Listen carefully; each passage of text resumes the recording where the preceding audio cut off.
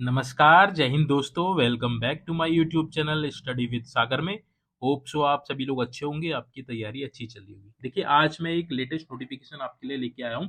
उत्तराखंड शासन के कार्मिक एवं सतर्कता अनुभाग द्वारा एक अधिसूचना जारी की गई है।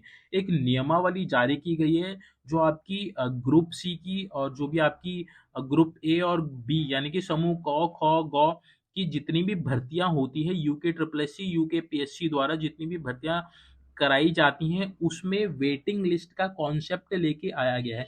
इसके लिए नियमावली बना दी गई है जो 10 अक्टूबर 2023 को जारी कर दी गई है। तो ये बहुत ही इंपॉर्टेंट खबर है उन सभी अभ्यर्थियों के लिए जो अ, तैयारी कर रहे हैं गवर्नमेंट जॉब्स की। तो देखिए, ये अधिसूचना जो जारी की गई है ये कल 10 अक्टूबर 2023 को जारी की गई, कार्मिक विभाग द्वारा जारी की गई है। तो इसके जो इम्पोर्टेंट इम्पोर्टेंट जो पॉइंट्स हैं, जो महत्वपूर्ण बिंदु हैं, जो आपको जानने बहुत ज़रूरी हैं क्योंकि आप तैयारी कर रहे हैं इसलिए। तो आपको पता होना चाहिए कि इस नियमावली में क्या है। तो इस नियमावली में जो जो इम्पोर्टेंट पॉइंट्स हैं उनको मैं यहाँ पे आपके सामने डिस्कस करूंगा। अगर आपका कोई डाउट होगा तो प्लीज कमेंट बॉक्स में आप उसको मेंशन कीजिएगा ताकि मैं उसको क्लैरिफाई कर सकूं। तो देखिए, जो ये नियमावली है इसका जो नाम रखा गया है उत्तराखंड राज्य सेवा में आयोग चयन संस्थाओं द्वारा आयोजित प्रतियोगात्मक परीक्षाओं तथा अन्य चयन के आधार पर चयनित अभ्यर्थियों की चयन सूची तथा प्रतीक्षा सूची नियमावली 2023 इसका नाम रखा गया है। और ये कब से लागू होगी, ये देखिए, ये यहाँ लिखा है यह तुरंत प्रवृत्त होगी, यानी कि ये आज की डेट से ही यानी कि 10 अक्टूबर 2023 की डेट से ही लागू हो जाएगी। आगे जितनी भी विज्ञप्ति जारी होंगी वह सारी इस नियमावली के अधीन रहेंगी।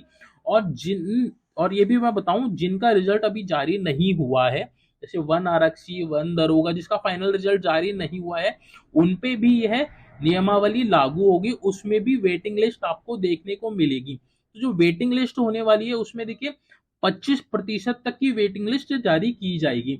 मान लिया किसी में 100 पदों की भर्ती हुई है तो उसमें 125 अभ्यर्थियों का चयन किया जाएगा, जिसमें 100 बच्चे तो मेरिट में रहेंगे, बाकी जो 25% जो बच्चे रहेंगे वह वेटिंग लिस्ट में रहेंगे।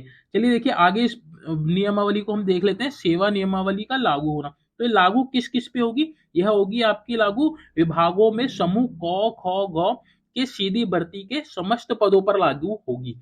इससे समस्त पद जितने भी क, ख, ग के अधीन आते हैं उन सभी पर यह नियमावली लागू होगी। तो चलिए बाकी आगे आगे की डिटेल्स में हम देख लेते हैं कि इसमें क्या क्या महत्वपूर्ण बिंदु रहने वाले हैं। देखिए, इसमें एकल संवर्ग के पदों पर ही ये लागू होगा। जो आपके पीसीएस के जो भी एग्जाम्स होते हैं उसमें यह लागू नहीं होगा, एकल संवर्ग के पदों पर ही लागू होगा।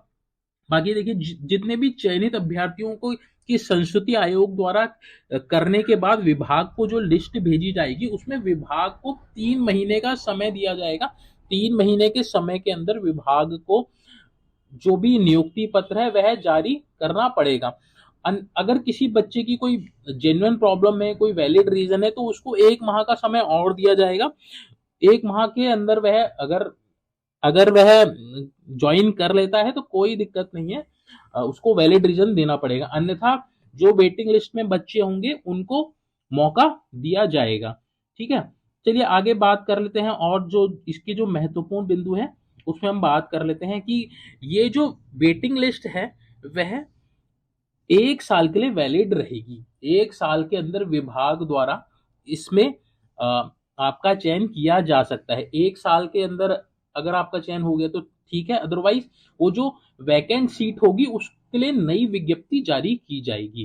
ठीक है, बाकी देखिए, इसमें जो 25% का मैंने आपको बताया था कि 25% अनधिक सीमा तक प्रतीक्षा सूची जारी की जाएगी, यानी 25% से अधिक नहीं होगी वह जो वेटिंग लिस्ट होगी। बाकी 1 वर्ष वाला जो पॉइंट मैंने आपको बताया कि वेटिंग लिस्ट आपकी जो रहेगी वह 1 वर्ष तक वैलिड रहेगी, उसके बाद वह बेकार हो जाएगी, उसके बाद नियुक्ति नहीं दी जाएगी, वह अगली विज्ञप्ति में ऐड हो जाएगी। नेक्स्ट ईयर जब उसकी भर्ती आएगी उसमें वह ऐड हो जाएगी।